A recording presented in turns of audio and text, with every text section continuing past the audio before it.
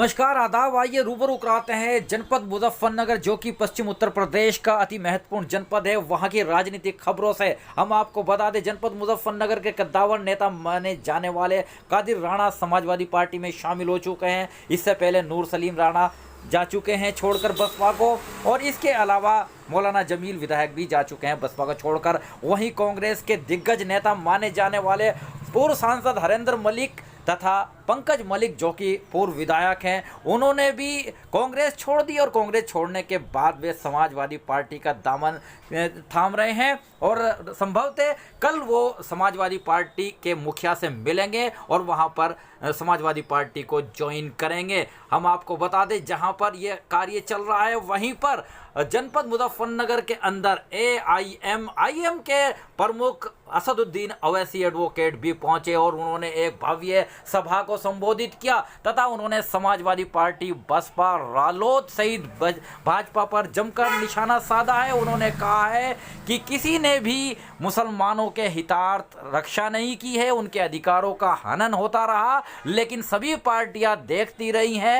और उन्होंने दंगों का हवाला भी यहां पर दिया है, भाजपा की नीतियों से भी उन्होंने अवगत कराया है तथा अपने पक्ष में वोटों को साधने का काम पूरा किया है। बझेड़ी मार्ग पर असदुद्दीन ओवैसी की एक विशाल जनसभा हुई थी। उन्होंने उन महत्वपूर्ण बिंदुओं को उठाया है जिस पर उन्होंने सीधा निशाना साधा है सभी राजनीतिक दलों पर। क्या कहा है AIM के प्रमुख असदुद्दीन ओवैसी एडवोकेट ने? आइए सुने उन्हीं की ज़बानी किस प्रकार उन्होंने अपने बड़ बोले बोल से और ख़ास तौर से मुस्लिम के दिलों पर, उनकी भावनाओं पर तथा उनको अपनी ओर आकर्षित करने के लिए क्या क्या बयान दिया। सुने उन्हीं की ज़बानी।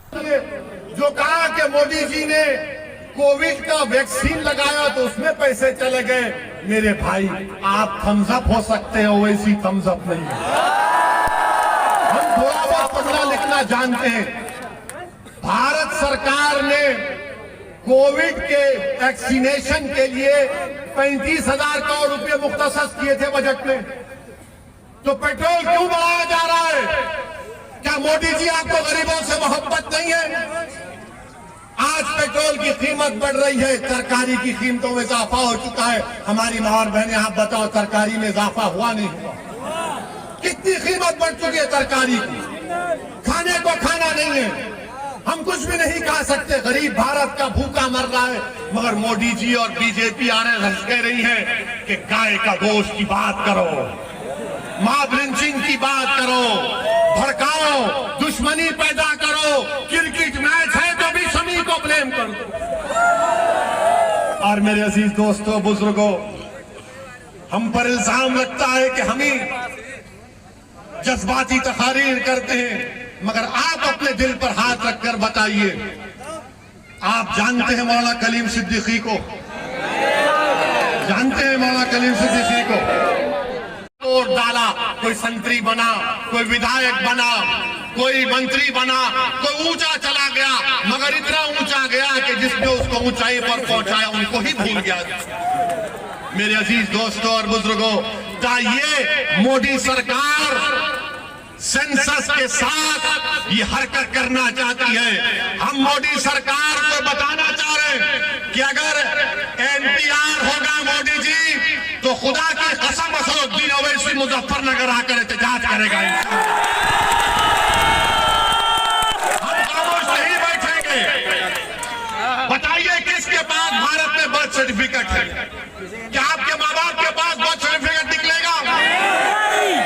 क्या निकलेगा बर्थ सर्टिफिकेट? वो यूपी का बच्चा है जो इंदौर गया, इंदौर मध्य प्रदेश में गया, उसका नाम तस्लीम था, चूड़ियां बेच रहा था, तो उसको मारा गया कि तू कुछ और हरकत कर रहा है। तो उसको जेल में क्यों डाल दिया गया मालूम आपको? अब तक 3 हफ्ते से तस्लीम जेल में है, कोई गलती नहीं है। गलती सिर्फ उसके आधार कार्ड में एक नाम की गलती है, तो कहा गया तेरा आधार कार्ड झूठा है। और तस्लीम पिछले 3 हफ्ते से मध्य प्रदेश की जेल में है। मेरे अजीज दोस्तों और बुजुर्गों, याद रखो ये आने वाले असेंबली के चुनाव हमारे लिए बहुत अहम है। अगर आप अपनी क़यादत को मजबूत करेंगे, अगर आप अपनी आवाज को मजबूत करेंगे तो कोई लड़ने वाला होगा आपके लिए। आपने कभी इस नेता को चुना तो वो कभी बीएसपी में थे, कभी दाढ़ी थी तो दाढ़ी कटाकर सपा में चले गए। मैं किसी का नाम नहीं लेना चाहता हूं, मैं नाम नहीं ले, आप जानते हैं, आप जानते हैं हमारी दाढ़ी है, हम बंदा रहेंगे। थोड़ी काली थी अब व्हाइट हो रही है और इसके जिम्मेदार हमारे घर वाले हैं, धूप नहीं है। मगर मेरे अजीज दोस्तों और बुजुर्गों, ये दल बदल की सियासत से काम नहीं चलने वाला है। कि अगर उनको सिर्फ अपनी पड़ी है, मगर कौम के बारे में कौन सोचेगा, मिल्लत के बारे में कौन सोचेगा, लीडरशिप कौन बनाएगा, कौन आवाज बनेगा मजलूमों की। हम मजलूम हैं, वो बदलाव लेकर आओ, अपनी पार्टी को वोट देकर देखो एक मर्तबा सबकी तब्दीली कैसी होती है। जब जाटों ने अजीत सिंह को छोड़ दिया, चौधरी चरण सिंह की पार्टी को छोड़ दिया, तो क्या उत्तर प्रदेश के मुसलमान उस रिवायती सियासत को छोड़ेंगे? नहीं छोड़ेंगे। आपके सामने है, हम कब तक अपना खून बहाते रहेंगे, हम कब तक अपने ख्वाबों को चूर करते रहेंगे, हम कब तक अपने दिल की ख्वाहिश को इन तमाम पार्टी के सियासी नेताओं के खत्मों में लाकर अपने ख्वाबों को बिछा देंगे। याद रखो, आपके ख्वाब आप पूरा करेंगे, आपकी मंजिल आप तय करेंगे, आपके फैसले आप करेंगे, आपका वोट आपकी पार्टी को। हम कब तक समाजवादी हो, बीएसपी हो, आरएलडी हो, कांग्रेस से कहेंगे कि जाओ हम मुसलमान हैं, तुम हमारे मुकद्दर के फैसले करो? नहीं, तुम अपने मुकद्दर के फैसले कर सकते हो। अल्लाह ने तुमको ताकत दी है, अल्लाह ने तुमको उनसे ज्यादा समझ दी है, अल्लाह ने तुमको उनसे ज्यादा दुरंदेशी दी। सिर्फ आपको एक बारे में क्यों नहीं बोलते समाजवादी वाले, बीएसपी क्यों नहीं बोलती, आरएलडी क्यों नहीं बोलती, कांग्रेस क्यों नहीं बोलती? इसलिए नहीं बोलते, जब जाकर पूछो उनसे, इनके नेताओं से पूछो, बोलो ना मौलाना कलीम सिद्दीकी के बारे में, तो कहेंगे अगर कलीम सिद्दीकी के बारे में बोला जाएगा तो योगी और मोदी नाराज हो जाएंगे, हमको हिंदू भाइयों का वोट नहीं मिलेगा। मौलाना कलीम सिद्दीकी को झूठे केस में गिरफ्तार किया गया, मौलाना कलीम सिद्दीकी और उनके साथियों पर जुल्म किया जा रहा है, और इसके खिलाफ अगर किसी ने आवाज उठाई तो मजलिस इत्तेहाद उल मुस्लिमीन ने आवाज उठाई। मेरे अजीज दोस्तों और बुजुर्गों, आज आप देखिए कि हर चीज मैं आपके सामने खुलकर बयान कर रहा हूं, ताकि आप एक पैगाम लेकर यहां से उठें, ताकि आप आने वाले विधानसभा में मजलिस के अपने अपने वोट का इस्तेमाल करें। मैं फिर से आपसे अपील कर रहा हूं कि 2014 में 2017 में 2019 में आपने इन निहाल सेकुलर पार्टियों को वोट दिया, मगर ये बीजेपी को रोकने से नाकाम साबित हुए। मेरे बुजुर्गों, मेरी इज्जतदार माँ और बहनों, मेरे कौम और मिल्लत के गयूर नौजवानों, इस बार एक मर्तबा मजलिस के हक में अपने वोट का इस्तेमाल करो, मजलिस का साथ दो। याद रखो, अगर आज समाजवादी, बीएसपी, कांग्रेस, आरएलडी में अगर मुसलमानों की तरफ कोई देख रहे हैं तो क्यों देख रहे हैं आपको मालूम? अगर मजलिस असदुद्दीन ओवैसी यूपी को नहीं आता हो तो ये मुसलमानों की तरफ देखते भी नहीं। एक एमपी है साबिका, इनका भी नाम लेना नहीं चाहता हूं, वो अपने फेसबुक पर मजलिस की तारीफ लिखे और ओवैसी की तारीफ लिखे। हमारे जिम्मेदारों ने उनसे राब्ता किया और बोला कि साहब आपने बड़ी तारीफ की, तो कहा कि तहज्जुद में उठा था, दिल में तकलीफ हो रही थी तो मैंने लिख दिया। हमारे लोग खुश हो गए, मैं मुस्कुरा रहा था। मेरा ठीक है। 2 दिन के बाद मालूम हुआ कि अखिलेश यादव के बगल में खड़े होकर फोटो ले रहे हैं। हमारी तारीफ लिखेंगे तो अखिलेश बोलेगा आजा मेरे पास। मजलिस के डर से बुला रहे हैं तो मालूम हो गया कि उत्तर प्रदेश के मुसलमानों में मजलिस अपना घर बना चुकी है, एक मुकाम पैदा कर भाजपा हो, कांग्रेस हो, आरएलडी हो, तुम नेताओं को ले रहे हो, मैं जनता को अपने साथ लेके जा रहा हूं।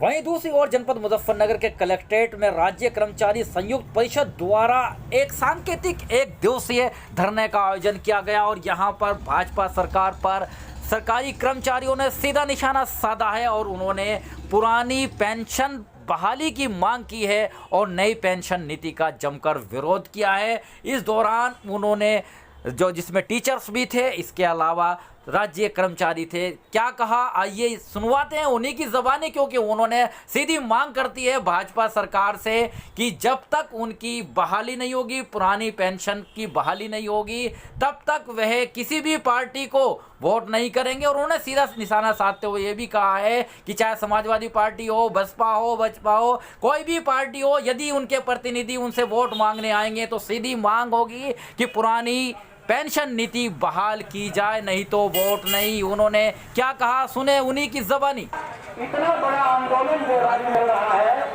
क्या नई पेंशन योजना को समाप्त करने की आपकी कोई इच्छा है या नई पुरानी पेंशन दोगे या नहीं?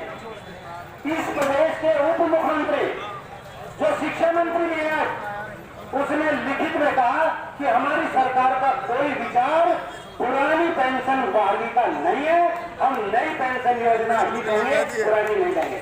तो कैसे उम्मीद करोगे आप उनसे? क्या आप उसमें जरा सा सहयोग नहीं कर सकते? इन धरनों पर बैठने के अलावा, इन दरियों पर बैठने के अलावा जब चाबी आपके हाथ में हो तो क्यों ना ऐसी सरकार को पलट करके नीचे गिर दिया जाए। एक साथी ने कहा कि अगर हम 10-20 का भी इजाफा कर दें तो 5,000 तो ऐसे चुटकियों में हो जाता है। क्या है, मैं कह रहा हूं 1,00,000-2 लाख का भी कुछ नहीं होता और इन्हें पलटने से ही काम होगा, वरना काम हो नहीं सकता।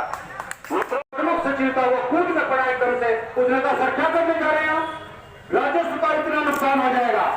मुख्यमंत्री अड़ियल था, उसने कहा कि राजस्व को जुटाना मेरा काम है, तेरा। तू आईएएस है, राजस्व जुटाऊंगा मैं, दूंगा मैं, क्योंकि ये मेरी जनता है। कल्याणकारी सरकार के अंतर्गत व्यक्तियों का हित देखा जाता है, न कि किसी आईएएस का या किसी सरकार का। सरकार का काम है कि वेलफेयर स्टेट वही स्टेट होती है मन में, लेकिन कुछ धुरंधर फिर भी रहे, वो धुरंधर हिसाब वाले फिर भी रहे, और जब वो धुरंधर रहे तो राठी जी उन्हीं में रह गए। राठी जी रिटायर हो गई कि कर्मचारियों ने सरकार को यहाँ पर लाया गया है, तो कर्मचारियों की एकमात्र मांग है आज, और उस एकमात्र मांग का नाम है कि हमें पुरानी पेंशन मिलनी चाहिए, हमें नई पेंशन नहीं चाहिए। करके रहेंगे तो निश्चित रूप से आप बहाल हो जाओगे। नहीं, अरे सरकार को अगर आपने पसंद नहीं किया तो आप कुछ नहीं कर पाओगे।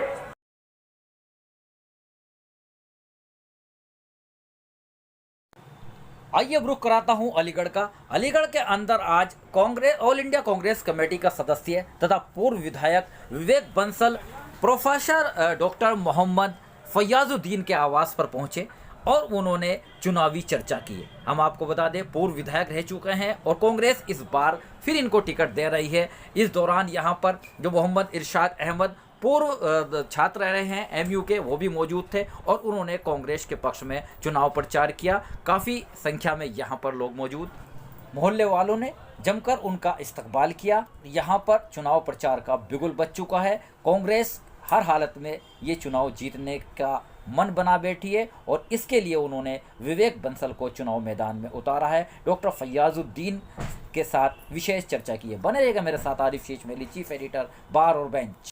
उधर आज जनपद मुजफ्फरनगर की मोरना शुगर मिल का शुभारंभ कर दिया गया है। जिलाधिकारी सीबी सिंह और जिला पंचायत अध्यक्ष डॉक्टर वीरपाल निरवाल आज मिल पहुंचे और यहां पर उन्होंने हवन पूजा के बाद शुभारंभ किया है शुगर मिल का। इसके साथ साथ ही सबसे पहले पर्ची लाने वाले किसान का माल्यार्पण कर स्वागत किया जिलाधिकारी सीबी सिंह ने। जिलाधिकारी सीबी सिंह ने इस दौरान किसानों की समस्या भी सुनी और किसानों को सरकार की योजनाओं से अवगत कराया तथा उन्होंने कहा कि समय पर गन्ना भुगतान किया जाएगा। किसी भी समस्या के लिए वह प्रत्येक किसान के साथ खड़े हैं और उनसे आकर वो अपनी समस्या बता सकते हैं। डॉक्टर वीरपाल निरवाल ने भी भरोसा दिलाया कि किसानों की किसी भी समस्या का समाधान तत्काल कराया जाएगा। आप देख सकते हैं शुगर मिल मोरना की तस्वीरें जहां पर आज शुभारंभ हो गया। उधर 15वें वित्त आयोग द्वारा निर्माण कार्यों की समीक्षा करने के लिए नगर पंचायत मीरापुर आज उप जिलाधिकारी IAS ऑफिसर जयेंद्र कुमार पहुंचे और उन्होंने यहां पर निरीक्षण किया।